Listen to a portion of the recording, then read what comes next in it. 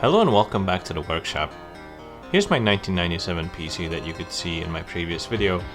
I built this PC to experience what it would have been like to purchase a computer in 1997 aimed at gaming, but without any 3DFX voodoo parts. As a refresher, here are the specs on the screen. And like I said in the previous video, I'd like to check out some newer games as well, not just from 1997, to see how well our PC holds up after a couple years of owning it. So I've put together a list of games from the late 90s up until 2000s, just to get a feel for how our PC holds up without any upgrades. And maybe later on we will actually check out some upgrades if I can procure some good parts that'd be worth putting into the system. Like I said in the previous video, this motherboard doesn't really play well with more modern video cards, so my options are limited, so I'm not promising anything, but maybe we'll take a look at it eventually. But for now, let's just see how our 1997 PC stacks up in slightly newer games. But before we move on to this, let's take a look at a 1997 game I honestly just forgot to mention and try out in the video, and that's none other than Pod. Pod actually supports ATI CIF, but unfortunately it doesn't actually seem to work, so I guess we didn't really miss out on much. It's probably just a driver issue, but for some reason the automatically detected Intel Pentium MMX with an ATI RAID card combination installation of Pod doesn't seem to be working. This is Pod 2.0. I'm not sure, maybe the 1.0 older version would work better, but I don't have that, so for some reason when I tried to launch it in the ATI CIF mode, it would always seem to be just running in software renderer mode. I tried all the other executable files as well, but I couldn't really get any further with this. However, I did manage to run the game in the D3D mode, which seems to be working pretty good. It seems a little bright, but other than that, yeah, D3D mode is definitely the fastest way to play the game on this machine, and it looks pretty decent as well, so there you go.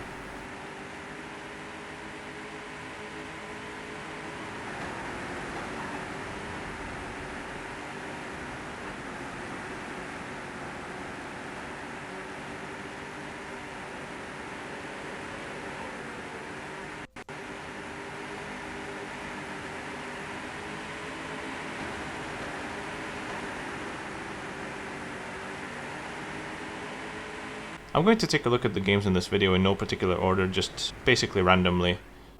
Let's start with a Star Wars game.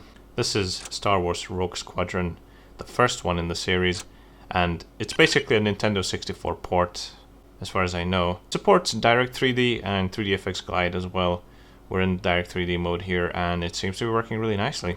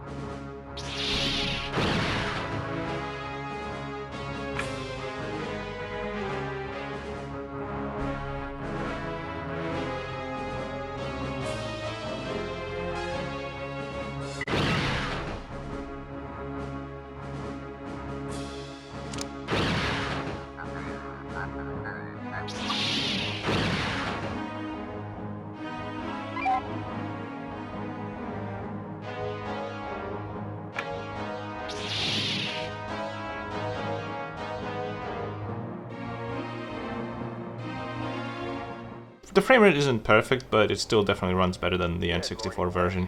And interestingly enough, there's a glitch with this game that even the GOG installer mentions. It's a programming error from back in the day that they could not figure out and could not fix.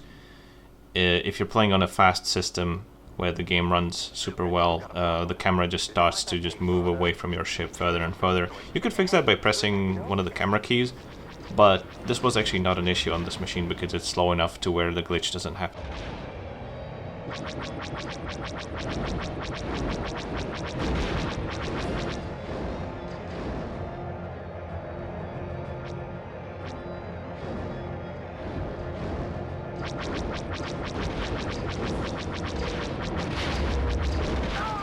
Next up we have not Solitaire. Next up we have a game that I've just discovered. It's none other than Bethesda's racing game. Don't know if you've ever heard of this, but this is XCAR Experimental Racing. It actually uses the same engine as Daggerfall, so I believe it's running on the X engine. It seems to be a DOS game, and the CD even contains such weird things as a full-on ad for a race driver school. Well, all that has changed. In 1975, renowned race driver Skip Barber. Anyone who wants to learn to race will need one of these, a racing car. Hello and welcome. Teaching racing. A bit of a weird game, but seems to run pretty well. I would assume it's probably better with a steering wheel or a joystick.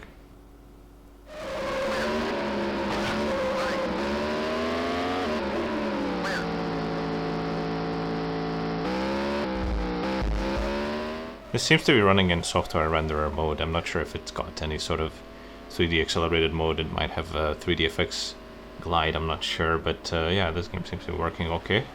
We could see a little bit of a hitch here, and that actually appeared in the previous video as well, and that is actually my fault. I must admit I made a pretty glaring mistake once I realized it.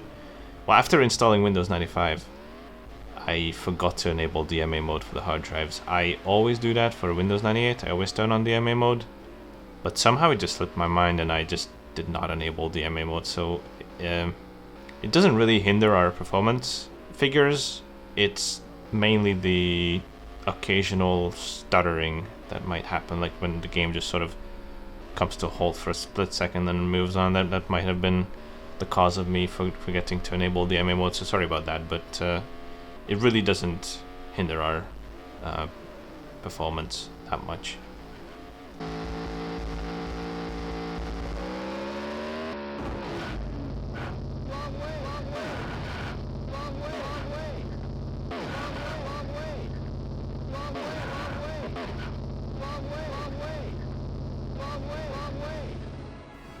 Let's take a look at another racing game. This time it's a more well-known one.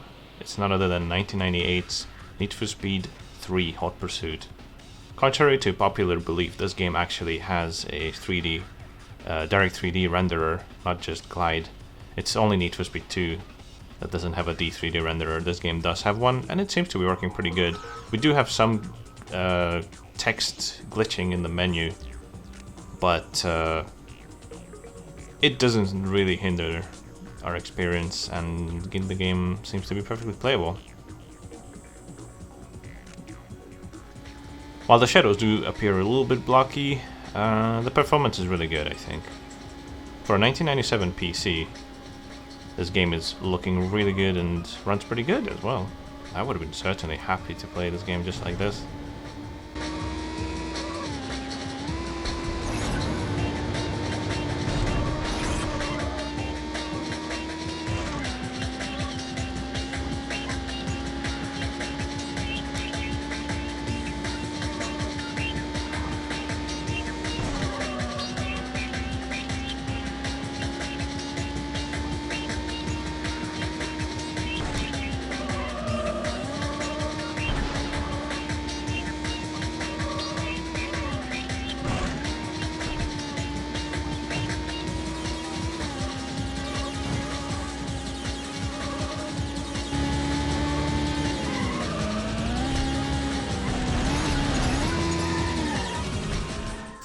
Since we checked out Need for Speed 3, why not check out Need for Speed 4 as well? This is Need for Speed Road Challenge. That would be the European version of Need for Speed 4, also known as High Stakes in North America. Again, this game is running in D3D mode, also offers a glide mode.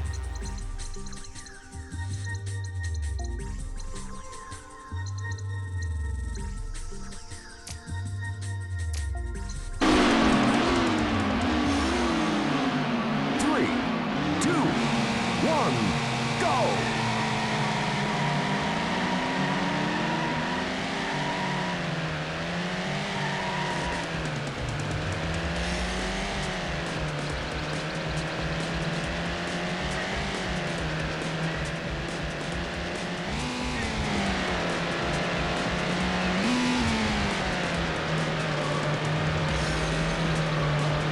Seems to be running pretty decently for a 1999 game on a 97 machine. This is perfectly playable. But let's take it up another notch and let's look at the next Need for Speed game, which is actually my favorite Need for Speed game on PC. It's none other than Need for Speed Porsche 2000. This game has way more detailed graphics than earlier Need for Speed titles. It looks absolutely amazing, and honestly, it's not too bad with this video card. Now, there are some limitations. The buttons in the menu are flat shaded, whereas normally they have sort of a shading going on more modern video cards. So this seems to be like a simplified version of the menu. And also the loading bar is normally yellow, but it's green for some reason, so that's interesting. Now I've set up the race with 3 opponents, so only 4 cars on the screen. And honestly, this is pretty good. I am actually shocked at how well this is running on such an old machine. Now remember, back then, computers were advancing at a much higher rate than they are nowadays. Whereas nowadays you can get away with just like a 10-year-old PC, or even older than 10-year-old PC would still just work fine and even play most of the modern games as well. Back then, 3 years was just an insane amount of time and technology, and you just had so many advancements. I mean, by the year 2000, you were there with the 1 GHz Pentium 3 CPUs and really fast NVIDIA GeForce video cards. There we are with our little 275 MHz overclocked Pentium MMX machine with just an ATI Rage Pro Turbo 1997 video card that is fairly limited in some ways. It's still holding up really well in this game. I am actually surprised at how well this is looking. Now, I think there's some issues with the driver potentially. It doesn't seem too noticeable here. Actually, it might not even be a thing at all in this game. This might just be how the game looks like on medium texture resolution. But in later games, there will be a bit of an issue with Direct 3D. I'll get back to that later. But this one actually looks fairly decent.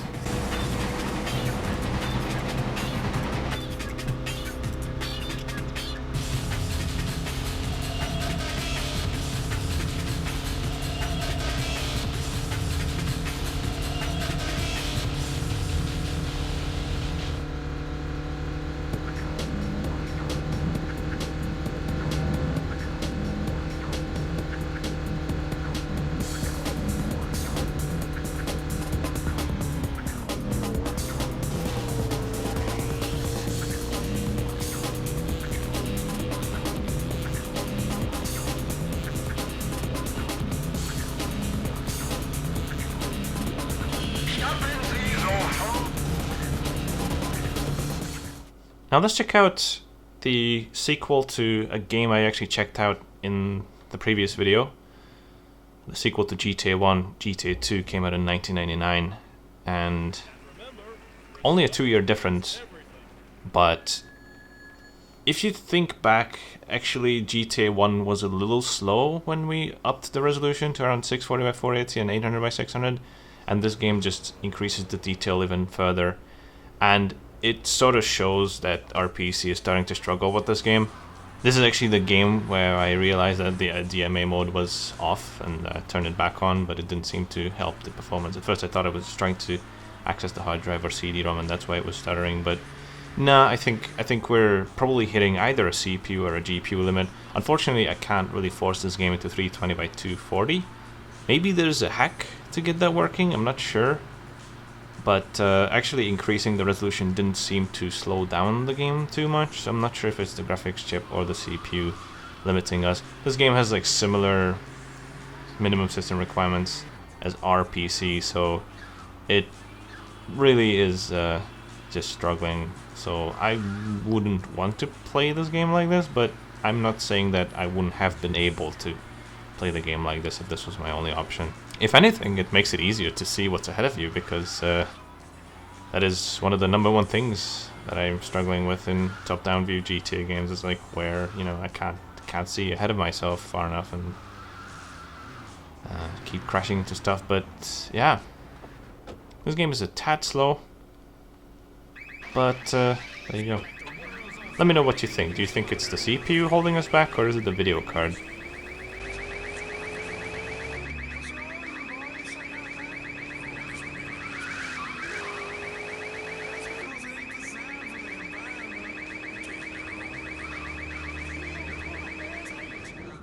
I did try another 2000 game, which is Hitman, Codename 47, but unfortunately I didn't get too far. Our drivers are being an issue here. I would have been able to get it working if I updated our drivers, but I didn't want to break compatibility with older games, so I didn't do that. I didn't touch the drivers. I feel like if I updated the drivers, maybe our Direct 3D mode would have worked well, but it would have broken compatibility with CIF games and some of the older games as well, so I didn't want to do it. There's actually a pretty cool chart that compares all kinds of different ATI drivers and how well they behave. I'm going to link it in the description.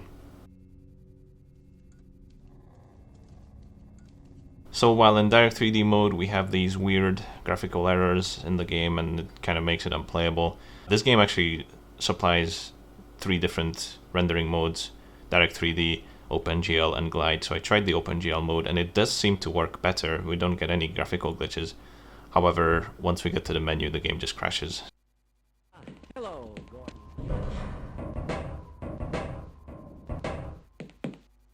Now let's take a look at the game of the year 1998. None other than Half-Life. How well is this classic running on our 1997 machine? First of all, when I tried the default Direct 3D mode, we were getting this weird blurry texture issue and it didn't look quite right. Why do we all have to wear these ridiculous... But the frame rate seemed to be okay. However, we were getting some weird stuttering, especially in the intro segment. The lady's voice was just like lagging all over the place. But after switching into OpenGL mode, it actually fixed up most of the problems. The frame rate's pretty decent. No more texture weirdness going on, and the voice wasn't also lagging behind, so yeah, it seems to be perfectly playable to me. This is 640 by 480. You could even lower the resolution further if you wanted more performance, but honestly this is pretty decent.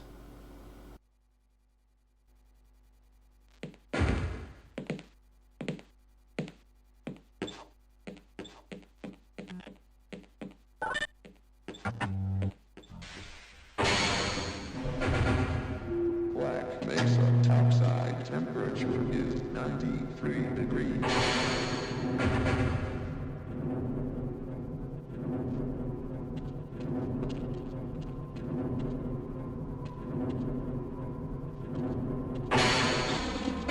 Hello, Gordon Freeman.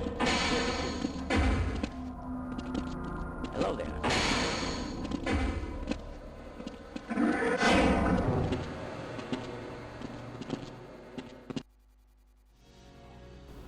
Unfortunately, another 1998 game, Unreal, didn't fire as well. But this is Unreal Gold. The game started up in Direct 3D mode and it doesn't even seem to have an OpenGL mode by default.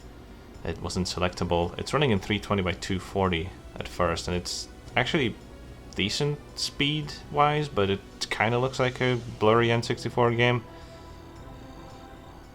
Upping the resolution kind of ruins the frame rate.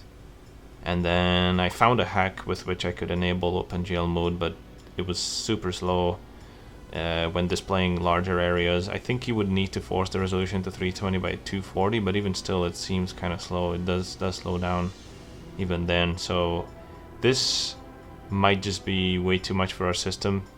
While Half-Life seems to have sort of lower system requirements, this one is probably a CPU bottleneck, most likely. I thought to myself, actually, this Direct 3D mode kind of looked like if the game had a dynamic graphics settings mode where it would just keep flipping back and forth between lower and higher resolution textures, and one of my viewers actually agreed with that as well. They had the same assessment, and it really is weird. I think it's just a driver issue, but like I said, I didn't want to update to a newer driver and break compatibility with older games.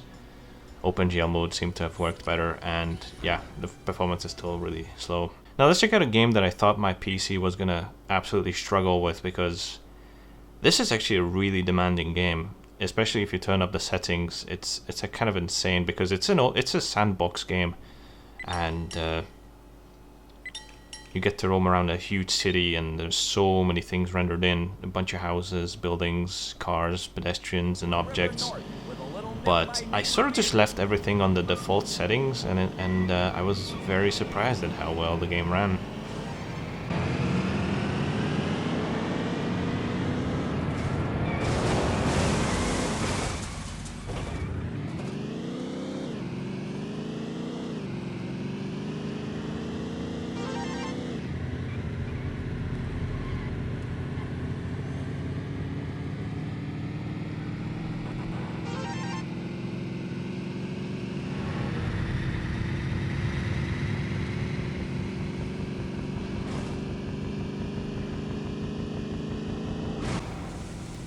Later on I tried turning down the draw distance a little bit, and I think it ran even better after that. So I am absolutely just shocked that this game ran as well as it did. It's a 1999 game, yes, but it is one of the most demanding ones from the time, and it's just, it runs amazing for what it is. I mean, it's perfectly playable. Tomb Raider 3. And this game is running in direct 3D mode here, and the frame rate is absolutely perfect. I did notice some slowdown in the freezer where there was some smoke effect or something like that.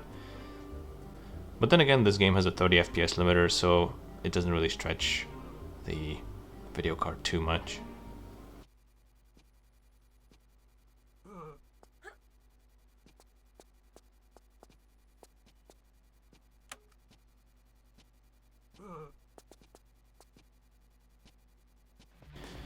Let's check out another racing game. This time it's Test Drive 5 from 1998.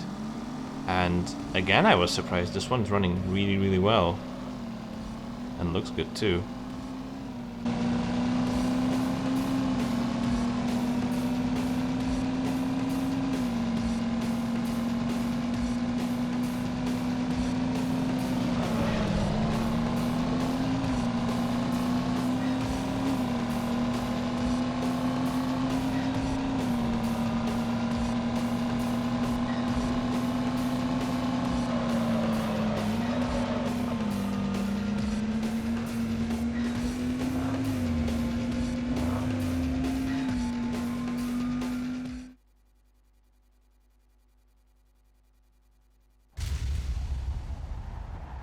As a final push for the hardware, I decided to check out a game that's way newer, and I was really skeptical that it would run at all. And it's none other than 2001's Max Payne, which was actually a really impressive game at the time graphically. It uses the Max FX engine, which was also used in 3D Mark at the time. And the game requires a 16 megabyte graphics chip that's compatible with DirectX 8.0. Ours is DirectX 6 and 8 megabytes, so it wasn't looking good, and also the CPU was way slower than what they were recommending. And, well, while the game launched on the lowest settings, there were just basically no textures for the most part. Everything was really dark and didn't look quite right. It 10-5, all units, emergency. Officer in danger, Acer Plaza, repeat, Acer Plaza, all units. They were all dead. The final gunshot was an exclamation mark to everything that had led to this point. I released my finger from the trigger. At the very start of the game, in the house, we could see some objects being rendered, like the curtain and some plants, but it's really hard to navigate like this, so I would say this is definitely a pass. You'd need a more modern video card and probably faster CPU for this game. So at that point you'd have to upgrade the whole computer to at least a Pentium 3, so... What the hell?